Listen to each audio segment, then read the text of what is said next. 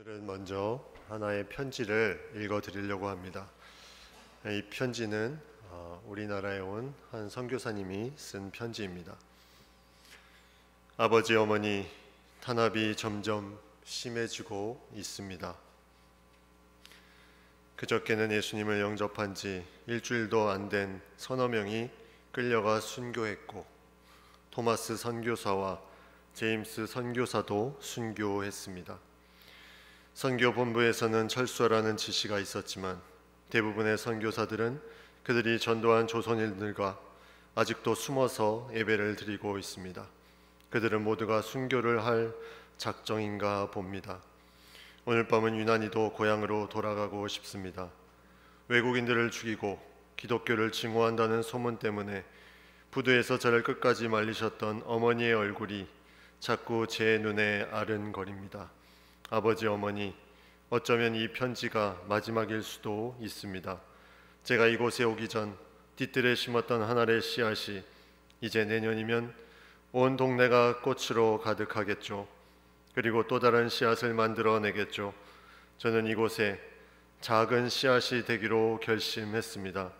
제가 씨앗이 되어 이 땅에 묻히게 되었을 때 아마 하나님의 시간이 되면 조선 땅에는 많은 꽃들이 피고 그들도 여러 나라에서 씨앗이 될 것입니다. 저는 이 땅에 심장을 묻겠습니다. 바로 이것은 저의 조선을 향한 열정이 아니라 하나님의 조선을 향한 열정이라는 것을 알게 되었습니다. 이 편지를 쓴 사람은 미국에서 온 여성 캔드릭 선교사님입니다. 그녀는 1908년 25세의 나이에 한국 땅에 와서 1년도 채 못 되어 순교하게 됩니다. 서울 양화진 선교사 묘원에 있는 그녀의 묘비에는 그 비석에 이렇게 써 있습니다. 만일 내게 줄 수 있는 1000개의 생명이 있다면 모두 조선을 위해 바치리라. 그녀는 짧은 생을 마무리하였지만 하나님은 그의 기도를, 그의 소망을 들으셨습니다.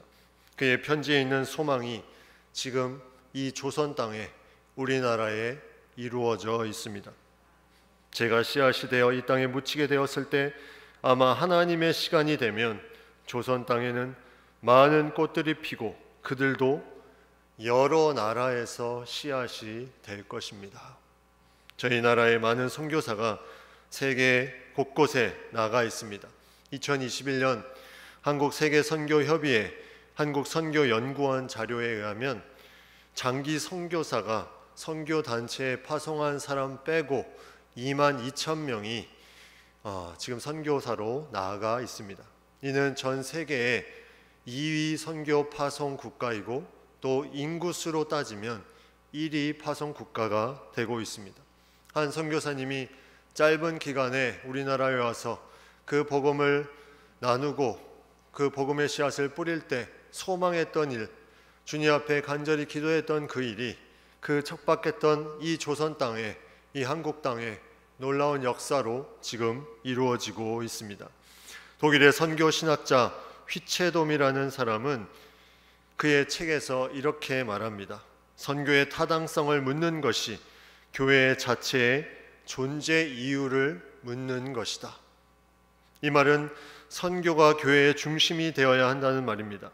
예수님이 이 땅에서 많은 사람들에게 하신 마지막 명령, 대이임 명령이 있습니다. 마태복음 28장 19절 20절 말씀. 그러므로 너희는 가서 모든 민족을 제자로 삼아 아버지와 아들과 성령의 이름으로 세례를 베풀고 내가 너에게 분부한 모든 것을 가르쳐 지키게 하라.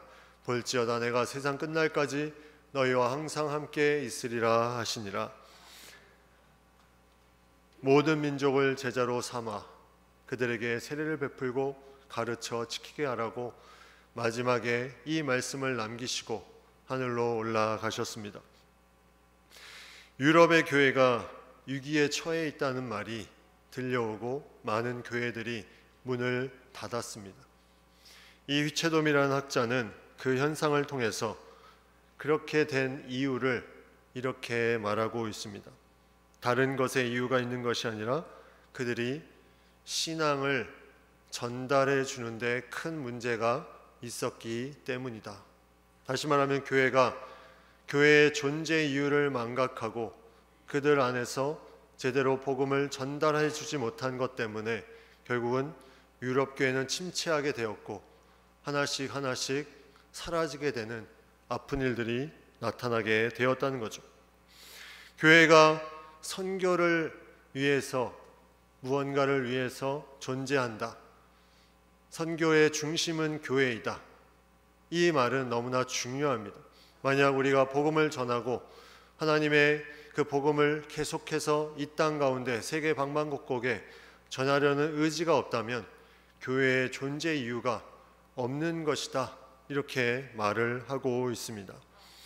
선교가 교회의 존재의 근거이며 존재의 이유라는 것을 망각할 때 교회는 힘들고 어지럽고 또 위기가 오게 된다는 것입니다.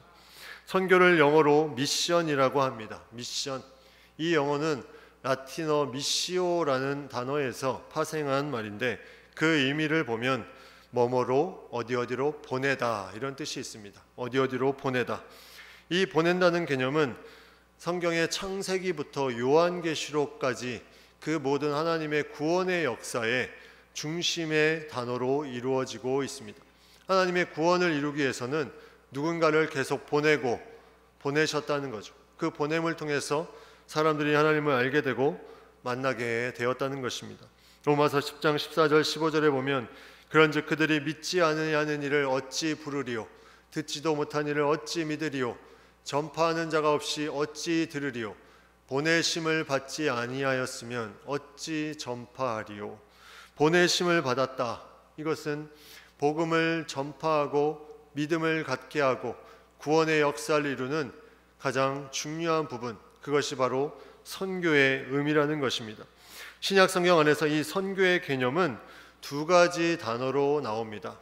아포스텔로라는 단어로 건의를 가지고 보내지다. 하나님이 그 아들 예수 그리스도를 이 땅에 보내실 때, 또 예수님이 사도와 그 선지자들 또 제자들을 보내실 때 이러한 단어를 사용했습니다. 아포스텔로. 또 하나의 단어는 펜포라는 단어입니다. 두 단어가 비슷한 단어를 의미를 가지고 있는데 이 헬라어 단어에 어떤 권위를 가지고 그곳에 나아가서 보냄을 받아서 하나님의 복음을 증거하는 그런 부분들로 나타나 있습니다. 신약 성경에 이 아포스텔로라는 단어는 130번 정도 나오고 펜포라는 단어는 78번 정도 등장합니다.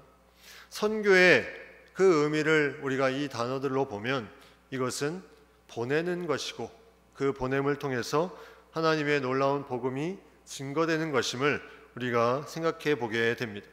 우리도 이 세상에 살면서 예배를 드리고 보내짐을 받습니다.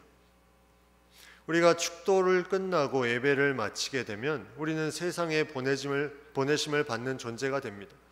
그냥 축도가 복을 받고 끝이 아니라 이 세상에서 아름다운 하나님의 파송을 받고 보내심을 받는 그 세상의 방방곳곳 자신의 처소에서 그 역할을 하나님의 보내심의 역할을 잘 감당할 수 있도록 우리는 그 축도 후의 삶으로 나아가게 됩니다. 이 파송, 보내심을 받는 것이 문화를 넘어서 타 문화권으로 그 복음이 증거될 때 우리는 이것을 해외 선교, 세계 선교라고 말을 합니다. 문화가 다른 그곳에 그 복음이 전해지기 위해서 보내짐을 당할 때 이것이 해외 선교 또 세계 선교라는 말을 합니다. 선교의 개념을 우리가 교회의 개념과 좀 연결시켜 보면 아주 재미있는 일이 생깁니다. 교회는 에클레시아, 헬라어로 밖으로부터 부름받은 자들의 모임이다. 밖으로부터 에크, 밖으로부터 칼레오, 부름받은 자들의 모임, 이 단어로 구성되어 있는 에클레시아, 이거는 모이는 것을 말합니다. 밖으로부터 택한 백성들이 모이는 것. 그러나 선교는 흩어짐, 보내짐, 이 의미를 가지고 있습니다. 근데 이 두 단어가 전혀 다른 모습을 가지고 있지만 놀랍게도 하나님의 구원의 역사는 이 모임과 흩어짐이 계속 순환되면서 나타나고 있다는 거죠. 모이는 시간들이 계속해서 나타나고 또 그것을 통해서 삶에서 또 계속 다른 세계로, 다른 종족으로 나아가는 흩어짐, 이것을 통해서 교회가 교회됨이 그 가운데 이루어지고 있음을 우리가 생각해 보게 됩니다. 구약 성경에는 많은 백성들이 모이는 것에 많은 초점을 두고 모였다는 것을 우리가 생각해 보게 됩니다. 예루살렘 성전을 중심으로 많은 백성들이 모이기 시작했습니다. 그러나 신약 성경에 와서는 예수님께서 제자들을 파송하시고 또 마지막 대이인 명령으로 모든 민족으로 나아가라, 땅끝까지 이르러 내 증인이 되리라, 이제 흩어짐에 대한 부분들을 더 강조하면서 말씀하고 있습니다. 구심적인 어떤 방향으로 모였다면 이제 원심적인 방향으로 흩어져서 주님의 일을 감당할 수 있는 그런 놀라운 일들을 우리에게 말씀하고 있다는 거죠. 이 선교라는 용어를 우리가 얘기할 때 요즘에 또 그 전부터 많이 쓴 용어가 있습니다. 에큐메니칼 선교라는 그 단어를 씁니다. 에큐메니칼 선교라는 것은 쉽게 말하면 사회 구원에 대한 선교라는 겁니다. 사회 구원, 사회가 힘들고 어렵고 구제를 해야 되고 또 어려운 환경 가운데 있는 것을 계속해서 물질적으로 또 인적으로 도와주면서 그들의 삶의 질을 높여주는 것, 이것이 바로 에큐메니칼 선교의 기본 정신입니다. 이 에큐메니칼 선교는 많은 단체들, 많은 교회들을 협력하게 만들었습니다. 함께 무언가 집도 지어주고 여러 가지 좋은 일도 하고 학교도 세워주고 여러 가지 문화 속에서 누릴 수 있는 것들을 많이 제공하며 나아갔습니다. 그래서 교회에 많은 동기부여를 또한 공급해 주었습니다. 그런데 이 에큐메니칼 선교만을 생각하면 이것은 진정한 선교의 의미라고 보기에는 좀 아쉬운 부분이 있습니다. 왜냐하면 선교는 영혼에 대한 구원의 역사가 이루어지는 부분인데 이 에큐메니칼 선교는 사회의 어떤 발전과 변화에 대한 부분을 강조하다 보니 이 영혼 구원에 대한 부분이 약간 뒤로 밀려나는 부분들을 이제 느끼게 됩니다. 그래서 우리는 이러한 에큐메니칼 선교가 필요하기도 하지만 궁극적으로는 우리는 복음을 증거하며 그 나라의 구원받은 백성들을 세워나가는 것에 우리의 선교에 초점이 맞춰 나가야 됨을 우리는 생각해 보게 됩니다. 지금까지 개교회 중심적으로 이러한 선교가 이루어지고 있습니다. 개교회 중심적으로 선교들이 이루어지다 보니까 교회를 통해서 그 현지에 많은 현지 교회들이 세워지고 또 현지 지도자들이 세워지고 그런 부분들은 상당히 큰 기여를 하였습니다. 많은 교회들이 선교지 각 곳에 나아가서 교회를 세워주고 이러한 부분들을 감당할 수 있다는 것이 얼마나 감사하고 놀라운 은혜인지 우리는 고백하게 됩니다. 그러나 여기에 한 가지 문제가 발생하기 시작합니다. 그게 문제가 뭐냐면 어떠한 특별한 지역에 여러 교회들이 그 지역에 같이 그 선교를 감당하다 보니 이 현지에 있는 사람들이 혼란스러운 부분들이 있습니다. 여기에 원칙에 따라야 되는 부분, 또 어쩔 때는 저기의 원칙에 따라야 되는 부분들, 이런 부분들이 계속 있고 또 그들이 요구하는 이제 그 후원하는 교회에서 요구하는 대로 무언가를 해야 되기 때문에 여기에 대해서 우왕좌왕 이게 중복되는 경우가 있다면 그런 부분들이 좀 생길 수 있게 된다는 거죠. 어떤 교회의 선교가 어떤 한 교회의 그런 특수성을 그 현지에 나타내기 시작한다면 그 선교가 어쩌면 하나님의 뜻과는 다른 방향으로 갈 수도 있는 위험성이 있다는 것입니다. 왜냐하면 어떤 절대성이라는 것이 어떤 개인과 어떤 개인의 어떤 생각과 그런 것으로 전해지기 시작하면 여기에는 세워지는 그 현지의 모습들이 그 절대성이 마치 정답인 것처럼 생각되기 때문에 그것을 통해서 여러 교회가 달라졌을 때 여기에 큰 혼란이 오게 된다는 것입니다. 그래서 교회의 선교, 어떤 특정 교회의 선교, 이 선교의 용어를 이제는 이러한 교회의 선교라는 용어를 쓰지 말자. 그러면 무슨 용어를 써야 되나? 바로 그래서 그런 배경하에 등장한 단어가 바로 하나님의 선교입니다. 하나님의 선교.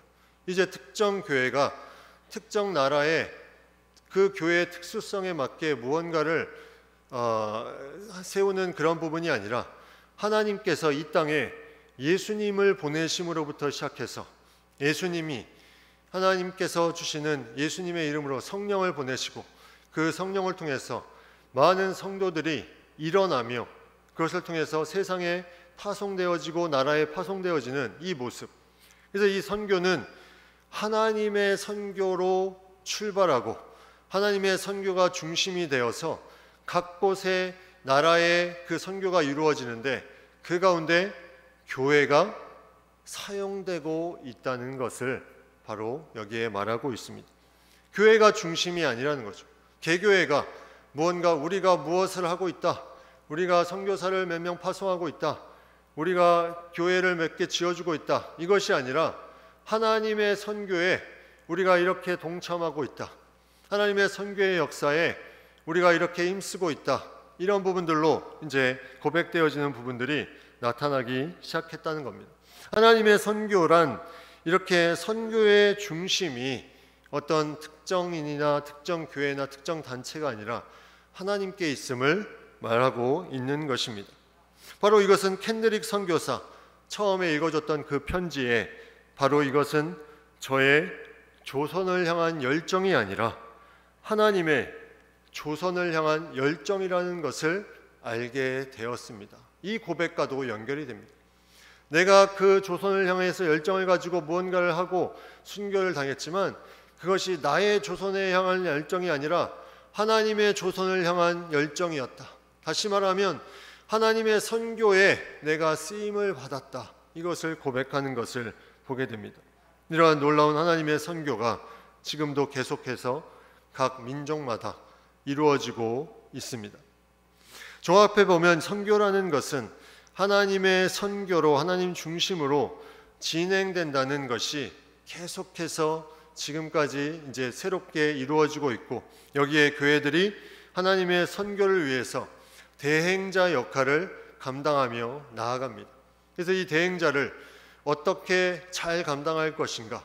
하나님의 선교라는 맥락에서 우리가 잘 감당할 수 있는 것은 하나님의 선교가 과연 무엇이고 하나님의 선교는 어떠한 원칙을 가지고 나아가야 되는 것인가? 이것을 우리가 알고 그것을 깨달았을 때 이 모든 부분들을 잘 감당할 수 있다는 거죠. 교회의 선교의 방향과 비전을 세우는 것은 바로 이 하나님의 예수 그리스도를 보내주신 그 놀라운 선교의 시작이 이 땅 가운데 파송하신 그 시작이 우리를 통해서 어떻게 세계 만방 곳곳에 퍼져나가는지 이것을 고민하고 그 마음을 깨닫기 시작할 때 그 선교의 비전을 세우고 방향성을 잡을 수 있다는 것입니다. 오늘 본문은 그러한 의미에서 중요한 말씀을 우리에게 줍니다. 하나님의 선교의 원칙들을 오늘 본문에서 몇 가지를 좀 같이 나눠보려고 합니다. 첫 번째는 14절 말씀에 내 형제들아 너희가 스스로 선함이 가득하고 모든 지식이 차서 능히 서로 권하는 자임을 나도 확신하노라 이렇게 말씀하고 있습니다.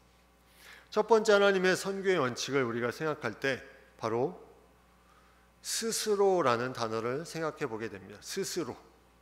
선교라는 것은 내가 어떤 교회가 어떤 부분에 일정 부분을 감당하고 빠지는 부분이 아니라 스스로 그들이 무언가를 할 때까지 계속해서 그 나라의 그 필요에 원하는 부분들을 계속해서 채워주고 공급해주고 도와주고 섬기는 부분들, 이런 부분들이 있어야 된다는 거죠.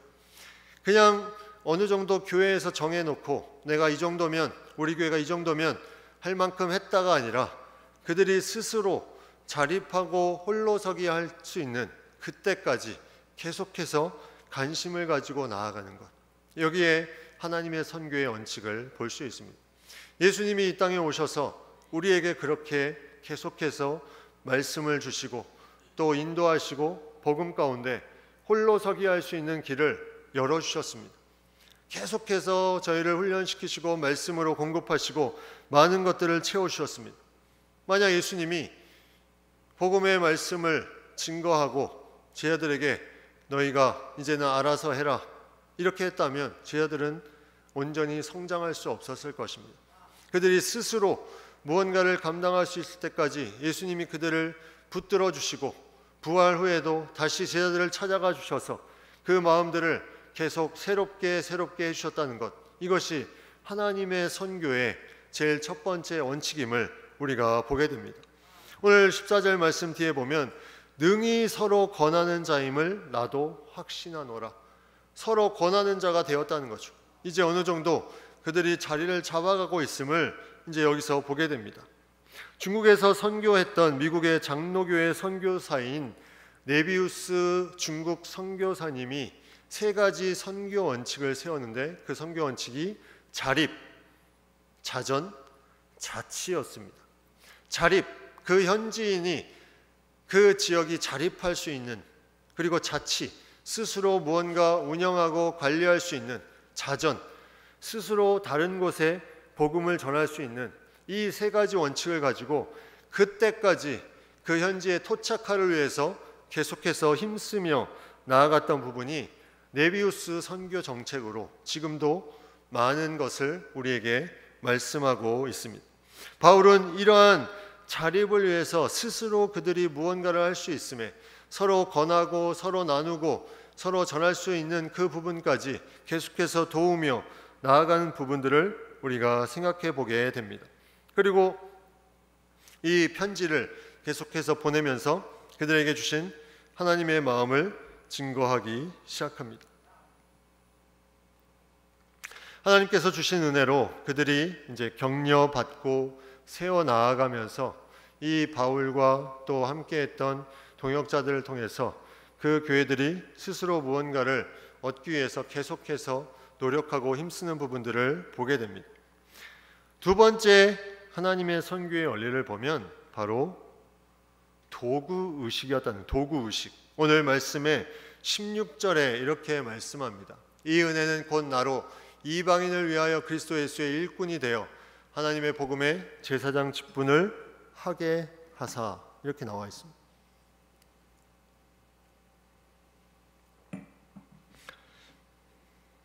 이방인을 위한 그리스도 예수의 일꾼이 되었다. 사도 바울은 자신이 그리스도 예수의 일꾼이 되어서 그 은혜로 말미암아 너희에게 나아감을, 그리고 이 복음의 직분을 감당함을 말하고 있습니다. 이 땅에 예수님께서 오셔서 우리와 하나님과의 그런 멀어진 사이를 다시 하나로 그것을 만날 수 있도록 화목하게 하셨고, 또 우리에게도 이런 화목하게 하는 직분을 주셨습니다. 이방인을 제물로 드린다, 이 표현을 쓰고 있는데 이 표현은 바로 하나님께서 우리에게도 동일하게 주고 있습니다. 믿지 않는 영혼들을 위해서 그들에게 우리가 하나님이 주시는 이 화목하게 하는 직분을 통해서 그들을 올려드리고 그들을 구원받은 백성으로 힘써 나아가는 부분, 이것이 사도 바울이 자신이 도구 의식을 가지고 고백했던 그런 부분입니다. 그래서 사도 바울은 자신의 그런 사랑, 십자가와 그 십자가를 통해서 자신이 예수 그리스도의 복음의 일꾼이 된 것 외에는 자랑하지 않겠다고 그가 고백하며 나아가는 것을 보게 됩니다. 얼마나 감격하고 얼마나 감사한 것이 그 안에 있는지, 이것이 은혜로 이루어진 것이다. 나를 사용한 그것을 통해서 내가 이 예수 안에서 하나님의 일을 자랑하고 있다. 이것을 고백하면서 나아가고 있습니다. 이러한 도구의식, 하나님께서 사용하신다. 내가 주체가 아니라 하나님의 선교에 있어서 개인과 교회는 도구화돼서 쓰임받을 수 있는 어떤 부분으로 나아가는 것, 이것이 중요한 또 하나의 원칙임을 우리가 보게 됩니다.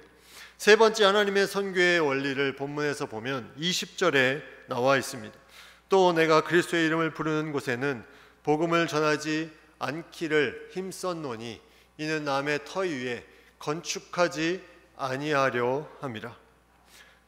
그리스도의 이름을 부르는 곳에는 복음을 전하지 않기를 힘썼다. 이 말은 다시 말하면 이미 그리스도가 전해주고 있는 곳에는 그 남의 터 위에는 내가 더 이상 하나님의 일들을 건축하지 않기로 힘썼다. 왜냐하면 그곳에 이미 많은 사람들을 통해서 복음이 흘러가고 있는데 거기에 무언가 다른 것을 하는 것이 하나님의 선교에 중복되는 부분들, 또 자신의 어떤 선교에 있어서 효율적인 부분들에 맞지 않음을 이렇게 말하고 있습니다. 그래서 바울은 계속해서 지역을 옮겨 다니면서 하나님의 선교를 감당합니다. 이 지역에 저 지역에 하나님의 복음이 증거되지 않은 그 세계의 모든 지역에 하나님의 말씀을 전하며 나아갑니다. 교회에서 이런 선교를 감당하는 것이 어떻게 보면 사실 좀 중복되는 것이 많이 있습니다. 그리고 그러한 또 통계 자료가 나온 것도 있습니다. 그것을 통해서 서로 교회 차원에서는 약간 홍보용으로 삼을 때도 있고, 이것을 통해서 무언가 우리 교회가 무언가를 하고 있다는 생각, 또 선교를 해야 교회가 부흥한다는 어떤 잘못된 생각, 주객이 전도된 이런 생각들이 계속해서 그 가운데 중복된 투자로 나타나고 있다는 거죠. 교회는 교회의 부흥과 확장을 위해서 선교를 하는 것이 아니라 선교의 존재 이유가 교회라는 것, 이것이 다른 부분입니다. 마땅히 작거나 큰 교회나 이 모든 선교는 행하는 것이 교회의 존재 이유인데, 마치 선교가 교회의 크기를 가늠하는 것처럼 그렇게 판단의 기준으로 삼게 된다면 이것은 너무나 주객이 전도된 그런 모습이라는 거죠. 많은 사람들이, 많은 교회들이 이 전도와 선교에 대해서 마음을 가지고 나아갑니다. 전 세계적으로 복음을 가지고 계속해서 나아갑니다. 지금 현재에도 이 복음을 가지고 나아가고, 미전도 종족이라는 복음화되지 않은 종족을 향해서 50여 년 전부터 계속해서 그 종족을 리스트업하고 그 종족을 위해서 각 선교단체와 교회들이 힘쓰고 나아가는데, 그 수가 실질적으로 계속해서 줄어들고 있습니다. 그러나 안타까운 사실은 이 미전도 종족의 100%의 선교사님 중에 2.4%만이 그곳에서 선교 사역을 하고 있다는 거죠.